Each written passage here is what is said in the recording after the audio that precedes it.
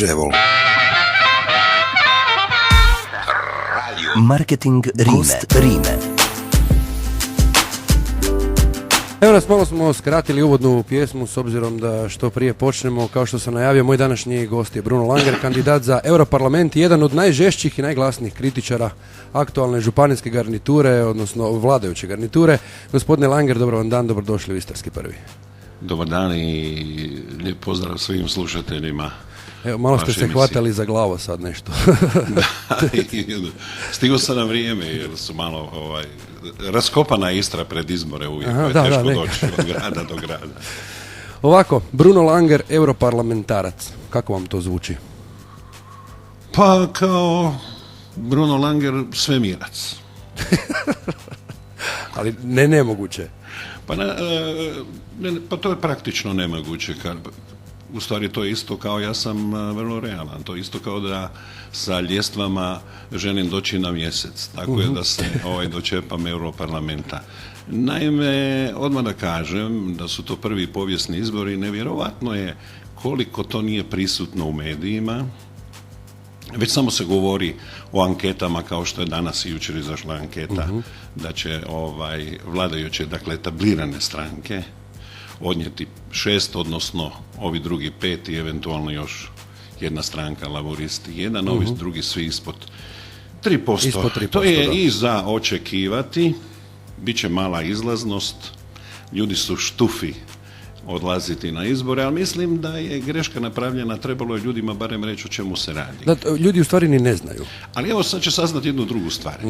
Da nam je resorni ministar za opću upravu Maras, odnosno ovaj drugi Bauk, obavijestio nas je da će biti prije jedno mjesec dana da su se spiskovi smanjili za 600.000 ljudi. Ko su ti ljudi? To su fantomski bili glasovi. Ja spadam u onu grupu nekolicine vrlo glasnih ljudi u Republici Hrvatskoj koji sam se bunio i sa svim svojim istomišljenicima, jer mi do sada na svim izborima imali smo preko 900.000 fantomskih glasova.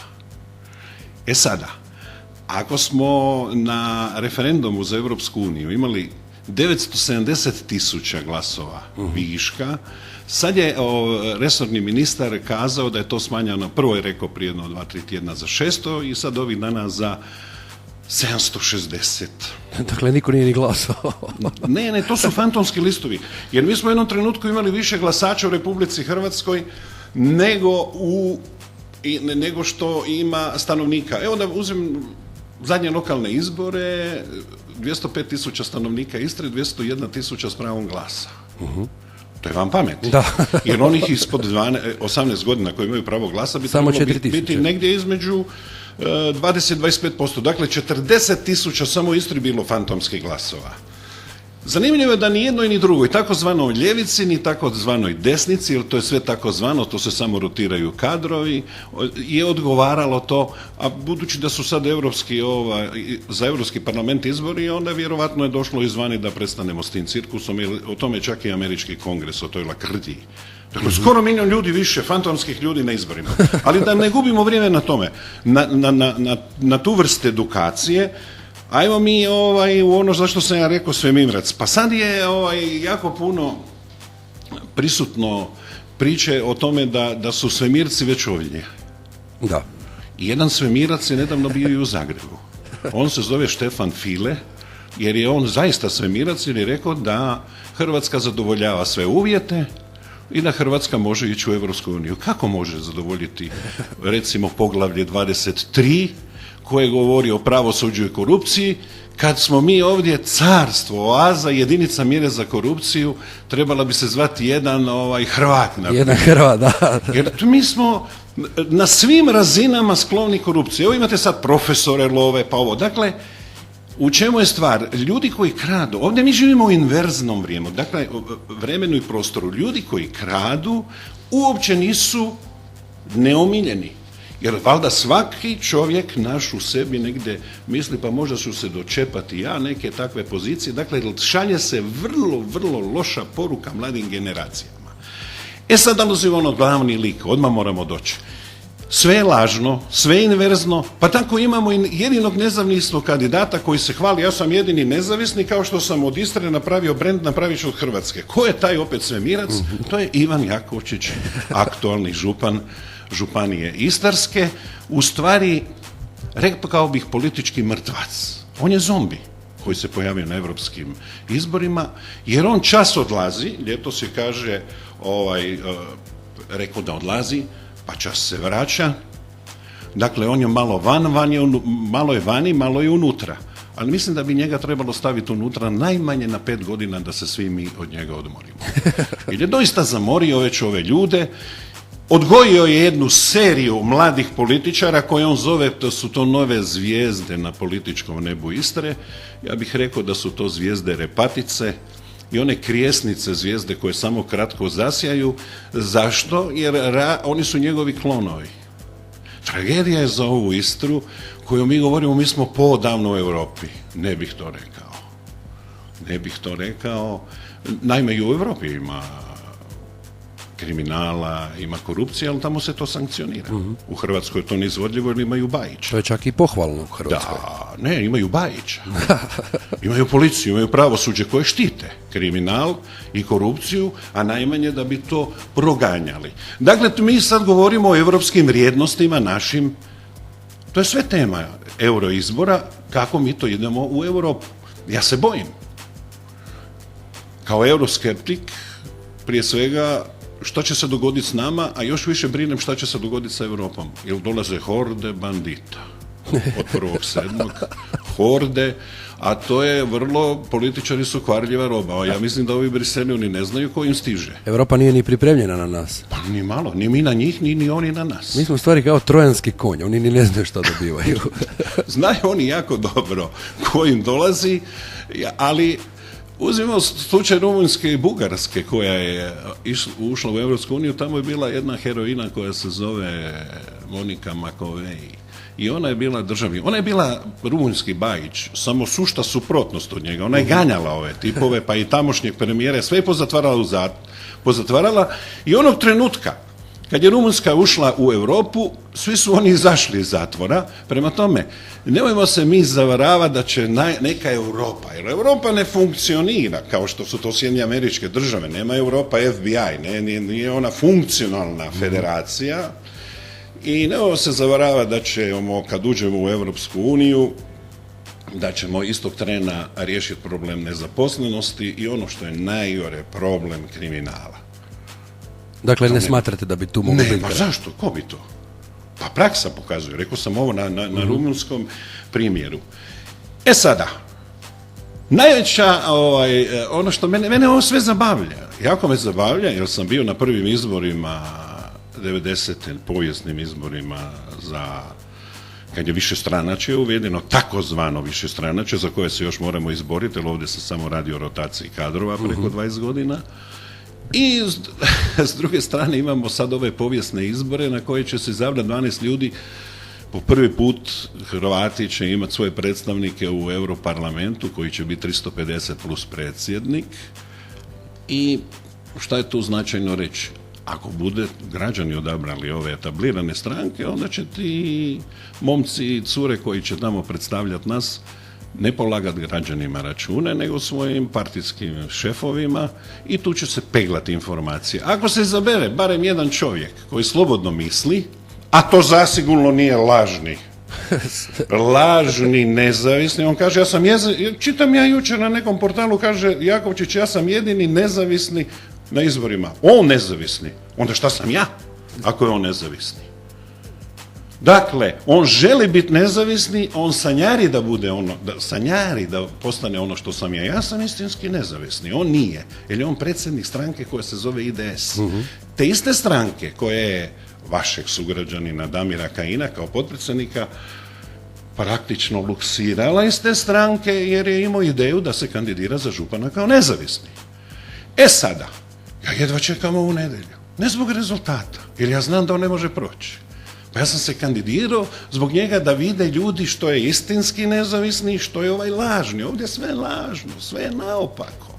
Kako Jakovčić može biti nezavisni kandidat za Europarlament, A u isto vrijeme a i predsjednik glasove stranke. jedini mogao prikupiti jer su mu, ima infrastrukturu stranačku, i onda su kod Crven kapice okolo se rastrčali ovi njegovi i skupljali mu te glasove, pa kad nije ni to išlo, onda su ubacili borbu protiv Šparuga, pa su ubacili decentralizaciju Istre i tu se on ušlepao sa svojim glasovima, inače, a govorio skupit ću 30.000. Bože sačuvaj. Skupio ih je 7.000 glasova, to je istina i nepobitno, kao što je nepobitno da IDS u ponedjeljak njega treba izbaciti iz stranke nakon izbora. Isto Jer je bio slična stvar je nezavisan. da, kao i sa Damirom Kao Kajinom. Damirom Kajinom. Ukoliko to ta tijela ne učine, oni su nevjerodostojni. Ne samo pred istarskom javnošću, nego i pred hrvatskom javnošću, jer moraju biti iste aršini za sve ljude. Neki su jednaki, neki jednaki, tu ispada. Ne, radi tako. se o tome da on ne može sam sebe izbaciti, on je jedan čovjek, jedna stranka. Jedini čovjek koji su mu se suprotstavljao bio Damir Kajin. A ovi drugi dečki to nisu ni njegovi klonovi, oni su praktično njegove marionete, netko je od kestempireja napravljen, neko je od pudinga napravljen, vrlo mekane marionete s kojima on upravlja kako želi. E sad, pa mi iza toga mi smo stalno u izbornim procesima. I sada, iza toga imamo i lokalne izbore gdje se opet pojavljuje Jakovčić se ne pojavlja, ali se pojavljuje njegov klon na izborima iz vašeg grada. I to je tragično za te mlade ljude. Kako oni ne shvaćaju da taj čovjek, ne samo da je politički mrtvac, nego da se s nožnim i ručnim noktima drži u politici. Zašto? Jer kad mu to nestane, znate gdje je on? Ja pretpostavljam. Pravi društvo svom hipobratu Ivi Sanaderu u 9 kvadrata u Remetincu. Ne u Kranjčeviću, u Remetinac. I ono što je Damir krasno rekao, i onda su se oni svi uzbudili. Da će poslije izbora biti praktično kurijere koje će njih voditi u Remetinac. To je veliku istinu. I opet će biti cimeri. Zašto podržavam kandidaturu Damira Kajina?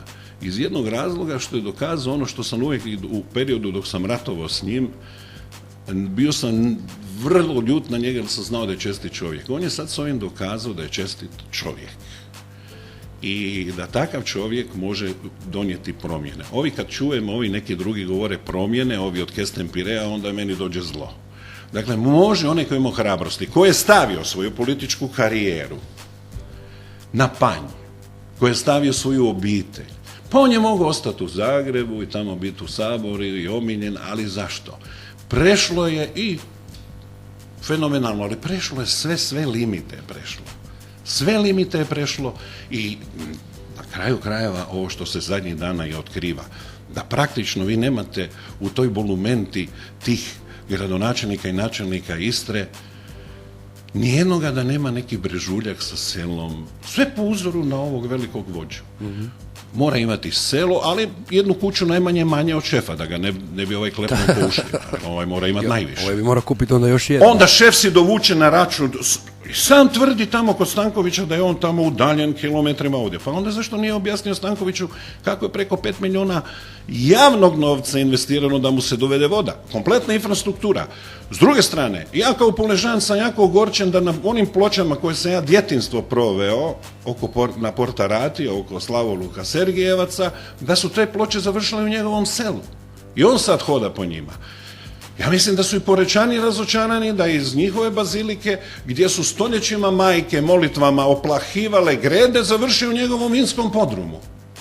U vinskom podrumu grede iz crkve. Pa to je nevjerovatno. Bogohuljenje. Ne, bogohuljenje je još jedna druga stvar. On kao župan, pardon, na kašljanju, on kao župan je dužan štititi zakonitosti, a on je bespravno gradio. I pazite, sad takav čovjek se kandidira za Europarlament. Još tomu, to je vrhunski bezobrazluk. Kaže, ja ću te vrijednosti. Koje vrijednosti? Pa gdje to na svijetu ima da župan bespravno gradi? I to na tuđem zemljištu preko 400 kvadrata vinskog podruma. Mislim da u ovoj državi je sve inverzno. Lopovluk je poštenje, poštenje je lopovluk. Mi smo obrnuli cijelu stvar I mislim da za oporavak, mi moramo prvo imati taj društveni i duhovni oporavak. I tek nakon toga ćemo moći stvoriti neke uvjete u kojima neće trebati da je čovjek član partije, na čijem je čelu Ivan Jakovčić, da bi uopće dobio neko radno mjesto u Istri. To je sramotno. Kao što je sramotno da taj čovjek koji, vjerujem, će se uskoro pojaviti negdje na ovim famoznim spiskovima offshore kompanija. Ali ne treba biti tamo na Karibima. Pa imamo mi ovdje Liechtenstein, imamo mi ovdje vrhu IDS-a, dragi, alo, dečki IDS-ovci koji me slušate, San Marino. Mislite da smo ovce pa da ne znamo gdje ste lovu pakirali? Ali Bajića imate svog zaštitnika. Odite u San Marino i tamo otkrite gdje su lovu nosili. Dakle, ne samo to, nosili su novac od ovuda. Mi moramo znati da je Amerikanci su objavili da je ova zemlja, Republika Hrvatska, pokradena za 15,2 milijarde dolara od strane političara. Ljudi su na bajama, dakle na kantama za smeće, oni nisu ovu zemlju pokrali. Ali ovi koji su izabrani da čine dobrobit, a učinili su sebi i svojih 9 generacija dobrobit, oni su pokrali ovu zemlju. I to je ta neviđena bijeda u tim ljudima. Oni su bijednici, jer su išli vlastiti narod krasti. U povijesti ovog naroda razni su okupatori bili, ali ovi domaći izdajnici, to je čudo jedno kakva zla čine. Ima li neko pitanje? Rekli ste da to Europa naravno ne može promijeniti. Koliko je bitan taj segment Europarlamenta za jednu malu Hrvatsku, kao što smo mi, naših 12 ljudi gore da se gubi po tim hodnicima, zašto da uopće ljudi glasaju za nekoga da dobiva 30, 40, 50 tisuća kuna plaće kada... Najmanje je bitno ovo što će imati plaće. Ovdje se dijeli, novce se dijele na razne načine. Bačen je fokus da je to 7-8 tisuća eura. Ma dođe vola i to. Nego ovdje je najbitnije nešto drugo. Mi smo mala zemlja. Sa ovakvom vrstom lidera, tipa ovog lažnog nezavisnog, mi nemamo šansu opstati kao nacija. Kao nacija nemamo. Uzmite samo jedan primjer. Ljudi ne znaju da po zakonu o izbornom zakonu za Europarlament u Republici Hrvatskoj, kao i svim europskim zemljama, imaju pravo glasa i stranci. Ko to zna? Nitko. Stranci imaju pravo glasa. Mi za godinu dana idemo, Brisel raspisuje redovne izbore, ovi su samo ljudi koji će biti izabrani bit će godinu dana. Dakle, idućeg proljeća ljeta idu izbori koje organizira Brisel i morate znati da primjer Španjolske, otočje Baleari. U Balearima, naravno se jako poznato svima i opjevane je otok Majorka. Glavni grad je Palma de Majorka. I sad vidite tamo, ja kao gradski vijećnik u periodu 2004-2008 iznio sam podatak o toj vrsti ugroze koja nas čeka. Ja ću, dopustite mi samo u 2-3 riječi probati to ispričat. Majorka je možda par kilometara kvadratnih veća od Istre. Ista dimenzija. 68. godine 300.000, pratite me, stanovnika, nas je 205, sad ih ima oko 1 milijun. Šta mi mislite da su bili tako seksualno aktivni ljudi na Majorki, pa su tako natalitet dignuli? Ne. Došli su furešti. Uglavnom, meni dragi Njemci, i oni su postali vlasnici 80% toga otoka. Budući da po zakonu koji vlada u Europskoj uniji, onaj koji promijeni svoje prebivalište iz Hamburga, Minhena, ne znam gdje, i dođe na Majorku, ima pravo glasa. I znate ko vlada tamo? Centralna vlast su oni i u lokalnim, što mi zovemo lokalnim jedinicama te samouprave, su opet Njemci. Oni su praktično upravljaju, nema lokalno stanovništvo s njime, ništa. Ta sudbina čeka nas. Zašto? Jer je po zadnjem prostornom planu Županije Istarske predviđeno 700.000 novih stanovnika u Istri. Nikome nikad nije demontirano niti po stambenim jedinicama, građevinskim novim koje se predviđaju. U cijeloj Hrvatskoj je 16 milijuna, od tih 16 milijuna, šta znači cijelo priobalje? Negdje oko 4 milijuna, 4,5. A 4 milijuna je Hrvata. A 16 novih treba doći. Prema tome, ono što sam ja sad, meni ljudi dolaze i prilaze po mom lijepom gradu Puli i kažu, Pula je lijepa kad je sunčan dan. Znači raskopana i ružna dozla I blato. Boga fasade, ali meni lijep grad. I najružniji neke meni najljepši. To je jedna mala digresija. Prilaze i kažu, pa ti si nešto pričao o Indijancima. Gledajte, Istrijani, što sam rekao prije 15-20 godina, završit ćemo svi ispod Učke i obala će biti kao u Cancunu u Meksiku odvojena od domorodaca, to smo mi, imat ćemo tamo, plesat ćemo, doći će autobusi da vidimo ko su ti predstanovnici, ja to volim uvijek upozoravati, uvijek to pričam, tu stvar uvijek pričam.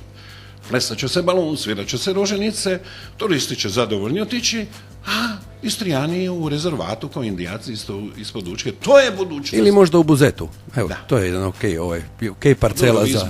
Buzeta u svakom slučaju ste u dobroj poziciji kad je pitanja županijska vlast, ili ćete imati župana, Kako imate tako? dva kandidata, ali tu nema dvojbe da će Damir biti istarski župan, što mene jako veseli. Dobro, jedna stvar mi je bila zanimljiva kod vas, možda je malo kontradiktorno da ste se vi upravo kandidirali za Europarlament kada ste imali ideju da Hrvatska bi trebala postati 51. članica SAD-a, nezavisna država. I sviđa Pa mi to se sam ona i teza rekao. Honolulu, Washington, Zagreb, Washington. Da. Pa ja bi, prije nego što odgovorim, kad smo već kod izbora, da me gdje sam ja? Ja nisam mogao drugo, nego bile su i niz kombinacija Saveza nezavisnih listi, pa ću onda odgovoriti na ovo pitanje. I ako netko želi zaokružiti, jer ovo su poluotvorene liste, vi možete zaokružiti stranku i možete osobu zaokružiti. Pa dakle, ako neko želi znati gdje sam, onda ću reći da je to lista broj 6 i da sam ja na rednom broju 2 i da se stranka zove Autohtona Hrvatska seljačka stranka. Zašto sam odabrao njih? Jer imamo isti svjetonazor, a to je euroskepticizam, odnosno eurorealizam bi nazvao. Nismo kao etablirane stranke koje kažu Europa nema alternativu, propitkujemo da li je potrebno skinuti gaće pa i staviti na štap i pripadamo onima koji smatram da u najnezgodnije vrijeme ulazimo po nas u Europsku uniju. Predsjednik stranke je mladi Jastreb, posljednji zapovjednik Vukovara, Branko Borković. S njim sam prijatelj još od 95. godine, dijelimo isti svjetonazor, a to je borba protiv korupcije, ove bande koja je očerupala ovu jadnu zemlju i ponizila i povrijedila građane ove zemlje. Zatim tu je Marin Vidić Bili, ratni zapovjednik, odnosno ne zapovjednik, nego gradonačelnik Vukovara, on ima svoju nezavisnu listu. Da skratim, od 12 na listi 7 su članovi stranke, a ima 5 nezavisnih lista. Sad ovaj odgovor, zašto sam ga zagovarao? Ja kao mali, još kad sam se rodio, ja sam slušao sa svojim pokojnim ocom Glas Amerike i ja sam proamerički opaljen čovjek. Zašto ja to ne bi javno rekao? Uvijek sam rekao. Uvijek sam navio za Amerikance, jer kad sam bio dijete, jeli smo američki sir, Trumanova jaja, cheddar cheese i tako dalje, mlijeko. Pa onaj koji te hrani, nemoj ga ni pljuvati u najmanju ruku. Mi smo grakali protiv te Amerike, a oni su nas hranili u svojoj pomoći. Dakle, i branili dok nisu Amerikanci došli, kad je bio ovaj rat na Balkanu, nije bilo ni mira. Evo, tu smo vidjeli koliko je efikasna ta Europa. Pa dok se Jenki nisu pojavili, to nije bilo mira na Balkanu. Po ovima bi se dan danas tu klalo, ubijalo i tako dalje, po Evropljanju, po toj staroj razmaženoj dami. Dakle, Evropska unija ne funkcionira, a unija zvana Sjedinjene Američke Države funkcionira. I to je jednostavno nepobitna činjenica. Zagovarao sam zato što, recimo, Honolulu je udaljen, Zagreb je bliži Washingtonu od Honolulua. Da, to bi bilo zanimljivo. Prema tome možemo i mi biti ovdje, što ne bi bilo prekasno, toliko smo moljakali tu Europu, da smo izmoljakali Amerikance, sad bi svi do nama trčali ovdje, svi bi se nama klanjali, kaže idemo u Ameriku, idemo u Hrvatsku. Amerika. Pa čovjek kad je nešto lijepo napravi doma, onda šta usklikne? Amerika. Ona je sinonim za nešto djelotvorno, nešto lijepo i jednostavno to je moj svjetonazor. Ne može mi ga niko promijeniti, nego sam ja. Ali do sad nisam se suprotno uvjerio. No, pustimo širi prostor, bjelosvjetski. Šta se nama događa ovdje u Istri? To je nevjerovatno. Mi imamo čovjeka koji je iznutra se pobunio protiv tog monolita zla. Ja sam mislio sad će svi skočiti da se riješe ovog glavnog čovjeka koji je neviđeno zlo. To je predsjednik stranke te. Sad se ovih dana otkrilo zašto nisu hura svi na barikadu zajedno s Damirom Kajinom. Zato što su sa njime umočeni u zemljišne, pa to je nevjerovatno, to će tek izletit van. Zar netko u ovoj Istri misli da je Veljko Ostojić, sad već bivši, sad već zaboravljeni ministar turizma, bio sam u toj raboti? Pa po zakonu ko određuje? Županija, župan, svemogući, ima najveću moć, a to je utjecaj na donošenje prostornih planova.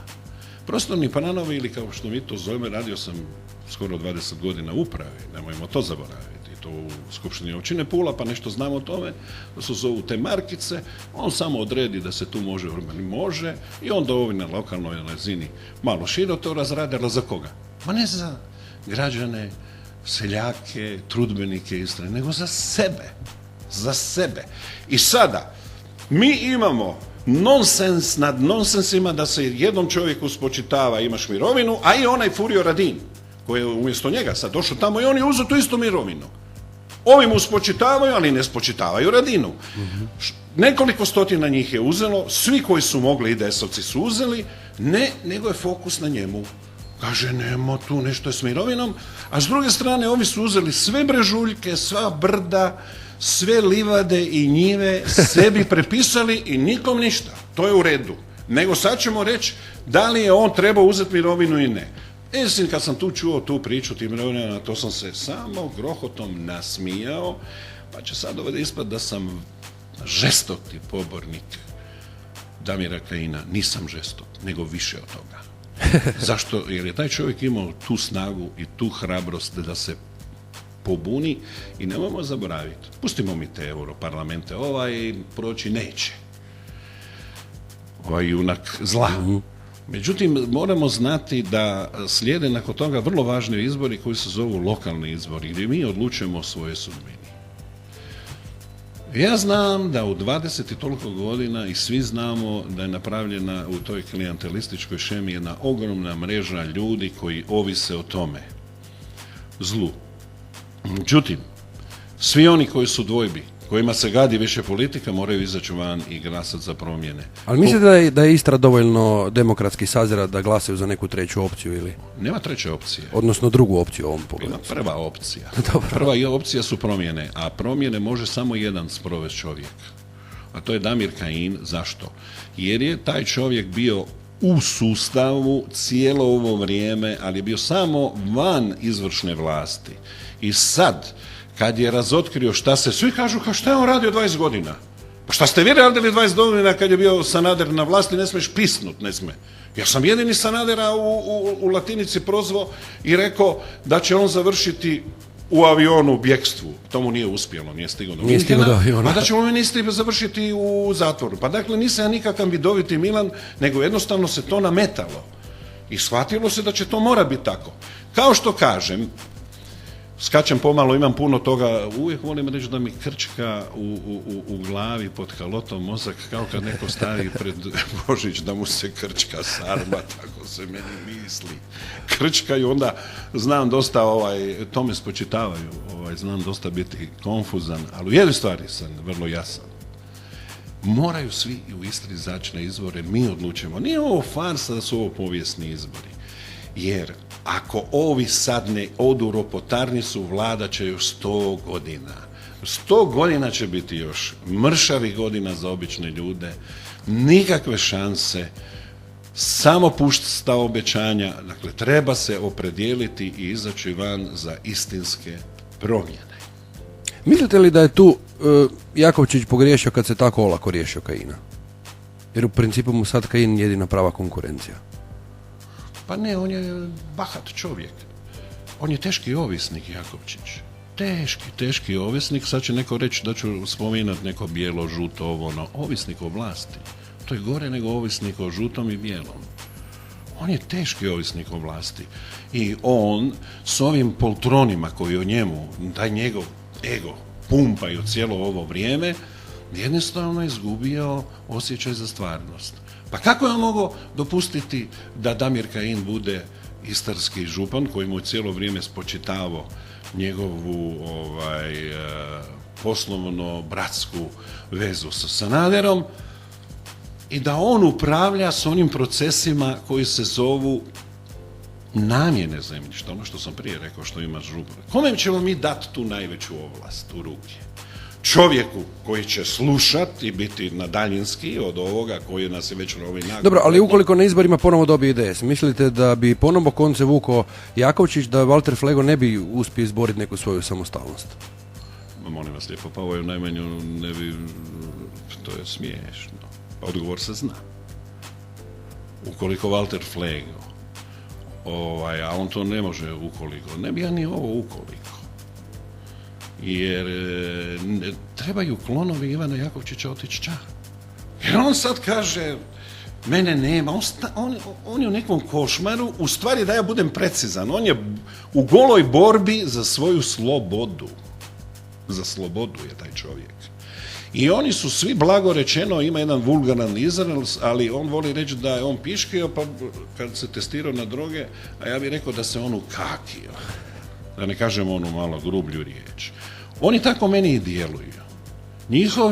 On kaže, evo mojih prstiju kod Stankovića, kaže, moje ruke su čiste. A ja kažem, njemu su ruke čiste kao u dimnjačara nakon što je 5 katova čistio dimnjaka u petrokatnici. Tako su njegove ruke čiste. Nitko to više u Istri. Zašto se on nije kandidirao za župana? Pa ljudi nisu ovce u Istri. Oni su shvatili ko je taj Ivan Jakovčić i po anketama on nije prolazio. Prvo je to ponudio Miletiću.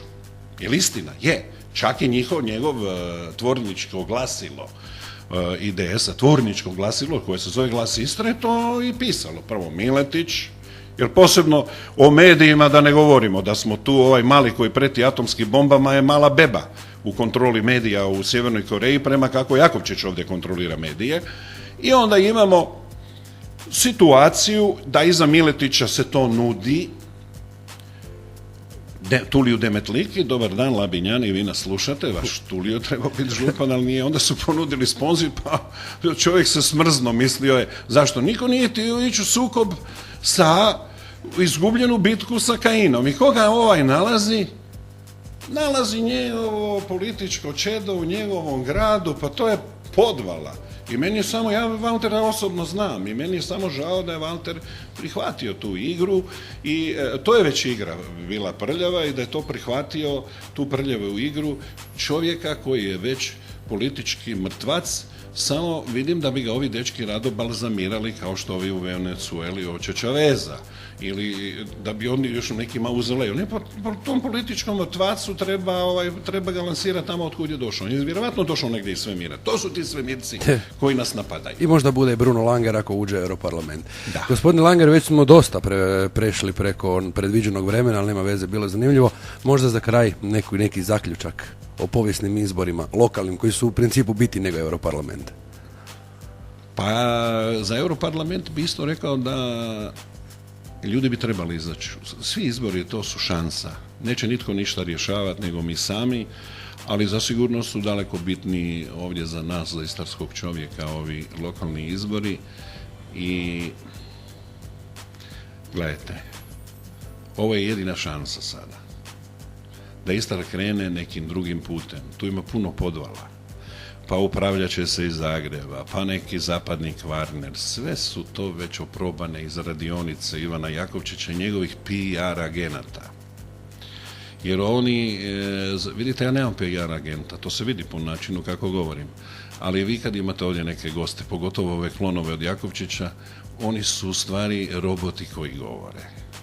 I zato, kako da se ti dečki riješe okova? Na taj način što ih ljudi neće izabrati. Pa će imati dosta vremena da razmisle da li su bili na krivom putu, a jesu na krivom putu, ja im to sad tvrdim. Istra ne zaslužuje ovo što ima.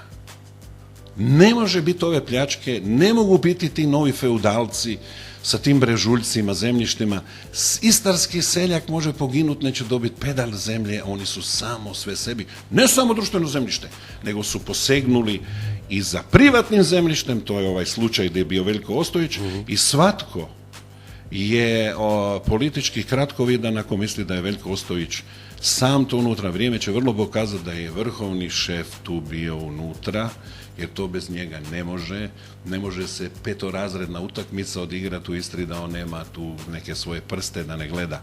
Dajmo već jedanput, postanimo svoji na pravi način i riješimo se zla. Izađimo masovno, kao što je to bilo 90. godina kad je plebiscitarno za IDS.